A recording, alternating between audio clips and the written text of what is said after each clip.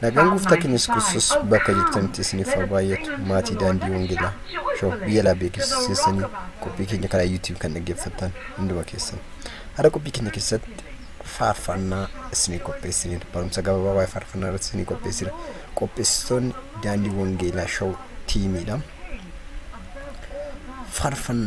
Faarfannaan bara kana waaqayyoo faarfannaan baay'ee nu eebbisaa jira. Faarfattoota hedduu nu kaa'aa jira. Kanaaf faarfattoonni waaqayyo nu kaase kun immoo akkami faarfannaa kan akkamtiin ilaalla jennee ilaaluu barbaachisa. Kanaaf barumsa gabaabaa isinii qopheessine. Faarfannaa namoonni baay'een hiika faarfannaa akkamtiin hiiku? Faarfannaa yeroo akkamtiin hiiku? Namoonni baay'ee faarfannaa jechuun sagalee wal fakkaatu yookiin walaloo qooqa miidhagaan waaqayyoon galateeffachuu yookiin waaqayyoon galateeffachuu guyyaa rakkinaattis guyyaa gammachuuttis waaqayyotti mul'isuu kadhannaan waaqayyotti fuulduratti deebi'uu fi ergaa yeroo of keessaa kan qabu jedhanii lafa kaa'u. Faarfannaan hiika kana qofaadhaan namni baay'een hin kaa'u. Kanaafiyyuu jechoota wal fakkaataa yookiin walaloo yookiin qofaan faarfannaadha jechuun hin dandeenya miti. Faarfannaan qooqa bareedaa qooqa miidhagaa qabu faarfannaa jechuu dandeenya miti. Faarfannaadha kan jechuu dandeenyu yoo qooqii fi walaloon dubbii waaqayyoo irratti hundaa'ee irratti dhaabbatee wal fudhatee wal dhagee faarfannaa nuu ta'e faarfannaadha. Faarfannaan sirbarraa kan adda ba'u kanadha. Sirbi walaloo qabaa qooqa qaba. Faarfannaan kan adda ba'u walaloos qabaa qooqas qabaa. Dubbii waaqayyoo irratti hundaa'ee sagalicha irratti hundaa'ee kan waaqayyoo wajjin wal simatee kan faarfatamudha jechuudha. Faarfannaan kan foonii miti kan hafuuraadha jechuudha. Sirbi fooniin faarfatama. Faarfannaan garuu hafuuraan faarfatamaa jechuudha. Faarfannaan hundi keenya kan beekuu qabnu faarfannaan weedduu hafuuraatti. Kan ammoo macaafni qulqulluu keenya nu kaa'ee jira.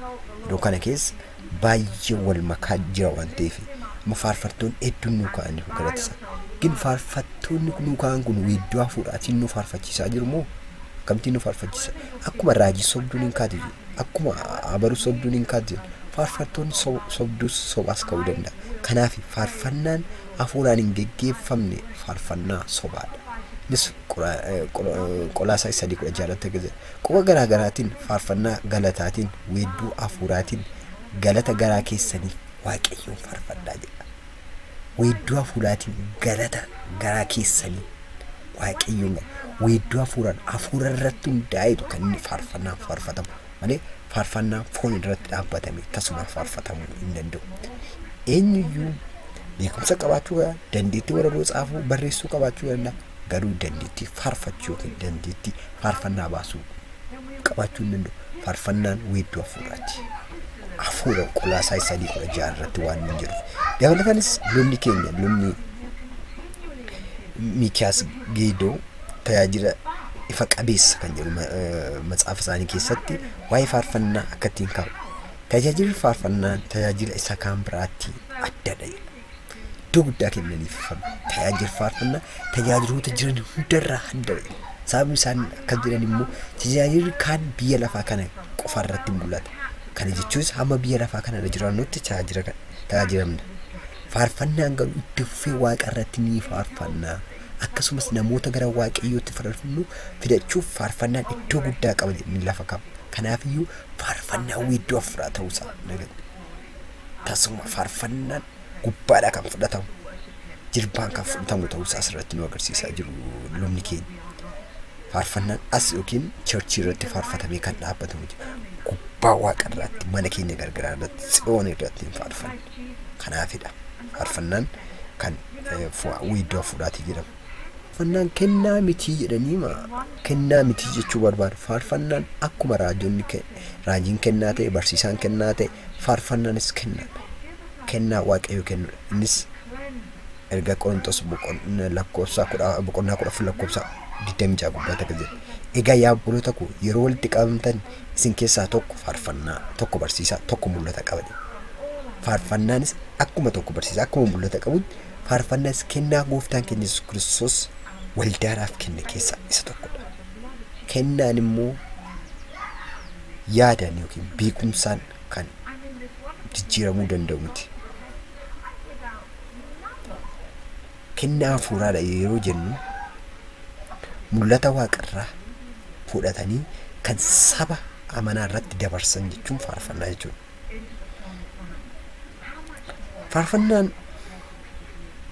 Faarfannaan kan namni taa'ee itti yaadee mataa isaatiin qopheessu otoo hin ta'in mul'ata waaqarraa kenname kan taa'ee barreessudha.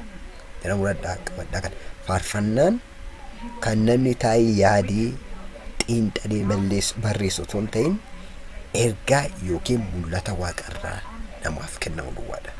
Waaqayyo akkuma ergaa Qorontos 14:6 walitti qabata keessa faarfannaan akka kennaa ta'e asirratti nutti ibsaa. Kanaafuu faarfannaan mul'ata yookiin ergaa waaqayyo keessaa isa tokkodha jechuudha.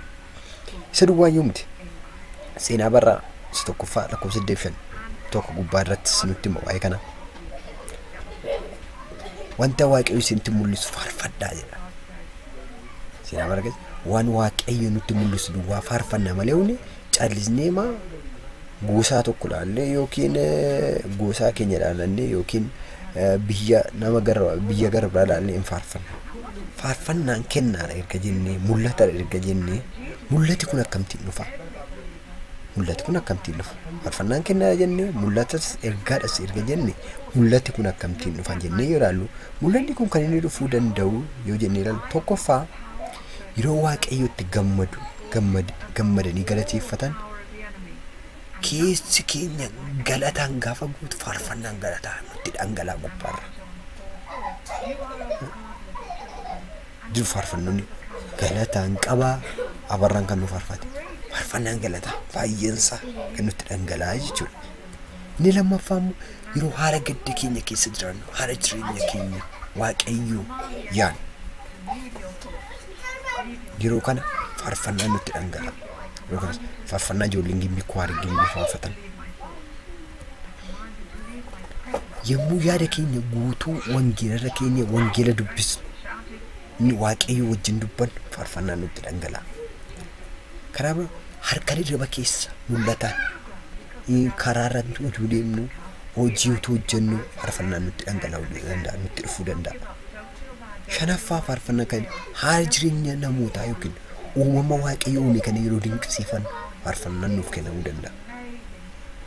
Kabaan faarfateedha uumamni hundinuu jedha. Uumamni laata uumama kan ilaallee waaqayyoon galateeffachuun nutti dhangala'u. Inni jaaffaan walitti dhufeenya faarfannaa fi barsiisa sagalee abbaa wangeelaawwii tokko yeroo madirakirra dhaabbatee barsiisu faarfataan namni ta'e tokko immoo taa'ee dhaggeeffachaa jira taanaan sagalee sana fuudhee karaa faarfannaatti jijjiiree gara weedduuf qooqa qabutti jijjiiree yeroo saba biraan ga'u mul'ata akka ittiin faarfannaan karaa ja'a dhufuu ni danda'a jechuudha. Faarfannaan haara kanaan dhufu hafuura qulqulluudhaan waan dhufeef nama haaromsa. Kadhannaa irratti nama jajjabeessa.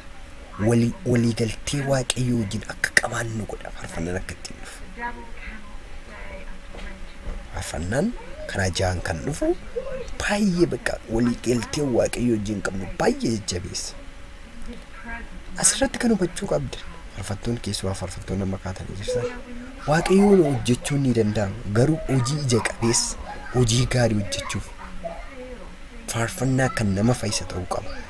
Faarfannaan kan hidhaa hiiku ta'uu akka qabuuf faarfannaan kan diina yookiin seexan hariyatu akka ta'u kan qabu yoo akka qabatu yoo barbaaddan dubbii waaqayyoo irratti hundeessitanii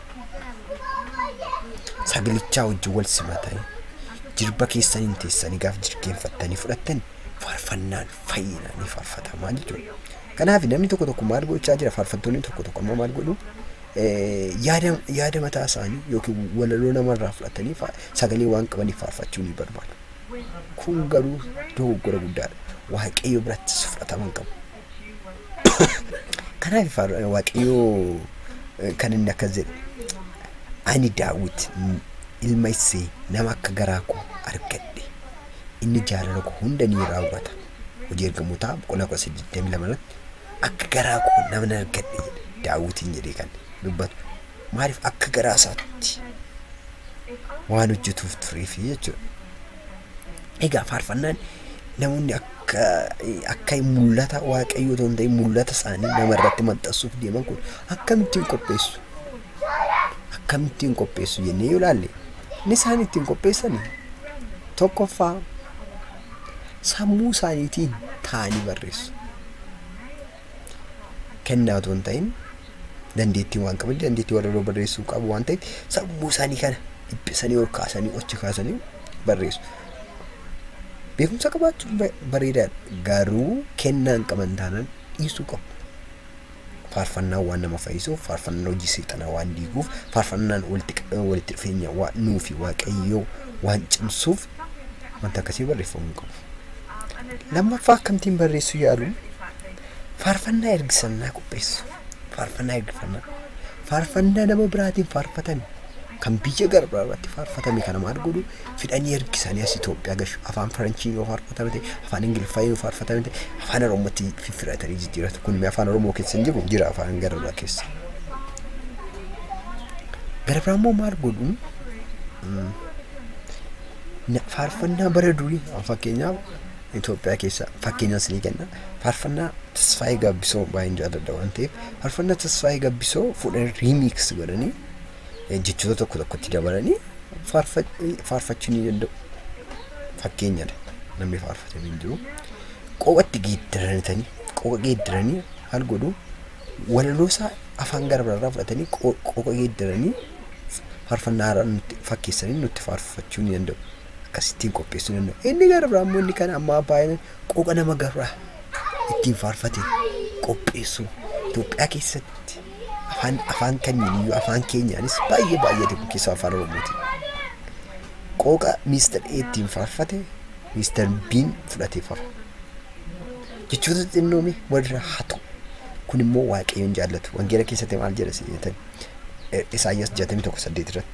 Waaqayyo garuu mi'a agarsiisuu otoo hin taane dhugaa fi qajeelummaatti gammada. Ani waaqayyo firdii qajeelaa nan jaalladha. Saamichaaf jirreen garuu nan jibba jedha. Asirratti yoo ilaalle faarfannaa namaa fuudhanii wal qopheessanii of agarsiisummoo waaqayyoon jaalladhu jechaa jira kun. Kan dhugaa qajeelummaan jaalladhaa jedha. Warri tokko immoo faarfannaa namaa riimiksii godhu isaan hattuudha jechuudha. Waaqayyo immoo an jaalladhu an saamicha hin jaalladhu jechaa jira. Eeyyuu akka isaan faarfataa jiraniin namaa faarfachaa jiru ta'anii waaqayyo faarfatamu kan faarfatamu. Kanaafuu maal akka isaan gochaa jiran inni garbaa wangeela keenya keessatti faarsaa 37 waaqayyo waan dhugaa ta'e ni jaallata. Waaqayyo waan dhugaa ta'e waan isa biraa ta'e dhugaa jaallata waan ta'eef waan Mr. B'n faarfate Mr. A'n fuudhee faarfachuu waaqayyo tasuma hin barbaadu. Warri garbaa immoo maal godhu faarfannaa isaaniif kenname qooda ittiin tajaajiluu dhiisanii walitti kuusu ta'anii kaasitti baafachuuf. Kunis dogoggora cimaadha. Faarfannaan kan kennameef tajaajiluuf akka isaan deeman itti tajaajilan malee akka isaan ittiin biizineesii hojjetataniif miti. Kan itti walitti kuusanii kaasitti baasan yookiin akka ittiin beekamtii akka isaan itti argatanii miti kan inni faarfannaan kenne. Yoo argatan bareedaadha. Kenna faarfannaa walitti kuusanii yoo yeroon isaa irra darbe faarfannaadha jechuun danda'amu wantichi. Kanaafuu faarfannaan akkuma isinii kennameen yoo dandeetti isa qabatani singilii nama bahuudhaan jalqabee YouTube irratti gadhiisuu yoo dadhabdan garuu waldaa keessatti tajaajiltan keessatti faarfachuu. Warri sin jiraatan immoo jira. Warri yeroo amma fakkeenyaaf Mr. B waldaa B keessatti faarfachaa jirte waldaa siirraa kan dhufe immoo faarfannaa isaatee birrii qabatanaan baasuu danda'a akka ittiin qopheessuu namoonni qopheessan jiru. Kunis hattuudha. Rakkasii of dhiisa. Guduffaa irratti akka daandii wangee irratti guduffaan irratti waan isinitti himu keessaa inni guddaan ittiin isaaf hojjennu maree akka ittiin biizineesii hojjetannu miti. Akka keenyu miti. Akka ukkaamsinee keenyu miti. Yookiin immoo kennaa faarfannaa warri hin qabne. Moo calistanii makennaa faarfannaan naa laatamee jettan keessa lixna. Amma fakkeenyaaf faarfannaa tuun faarfadhe baay'ee natti tura. Yeroo kennaa sanaan kenna. Uumuun kana dagalu. namni kennaa hin qabne hin jiru garuu kennaa hin qabu yoo jettan jirba keessaniin teessanii waaqayyoon gaafachuu dhiistan malee kennaa hundumaaf kenname akki kennaa hin qaban yoo jettan isaaf jiraachuun kennaa caala kanam beekuu qabdan gooftaa Yesuus Kiristoos jiraachuun kennaa caala garuu Yesuus Kiristoos kennaa hunduma keenyaaf kenneera jirba keessanii adda baafachuu dadhabne irra bareedda karaa biraamoo kennaan faarfannaa namoota baay'eef kenname namoota baay'ee harka kan namatti tolu kennameetu jiru kan qarshiin harkatti dhibee faarfannaa baasuu dadhaban jiru akkattiin harkatti burjichaa jiru kan sagalee qaban kan walloonsaa bareedu kan dubbii waaqayyoo wajjin wal siman kan haalaa wajjin natti har'a biizinesiinsaa kan ta'uuf jiru tokko immoo kennaan utuu akka jiru ayaan faarfannaa kanan barbaadu jedhee takka paasterii takka raajii ta'uu barbaada wal burjiteessuus jira namoonni akkasii jiru namoonni tokko immoo kennaa bareedaa of harkaa utuu qabanii dubbii waaqayyoon jiraachuu dadhabuun kennaa isaanii kana yeroo harkatti du'aa deemuun argina isuma faarfattoonni jijjiirama faarfattoonni baay'ee iddoo cimaa ga'u jennee yaadnu yoo dubbii waaqayyoo irraa adda ba'an yeroo isaan kennaa isaanii harkatti du'u in argina inni gara biraa immoo kennaa kana maqaa argachuuf tasuma hin barbaadina kennaa akkasiin ittiin jirtanii akka ittiin mul'ata waaqayyoo bakka geessistanii akka namoota wangeela dhageenye bifa yeedaloo biyya qooqaan dubbii waaqayyoo wal simate akkasiin faarfattaniif siin kenname malee akkasiin ittiin qabeenya horattaniif siin kenname qabeenya horannaan waaqayyoo siin falla ግን dirqama birrii jettanii hojjetina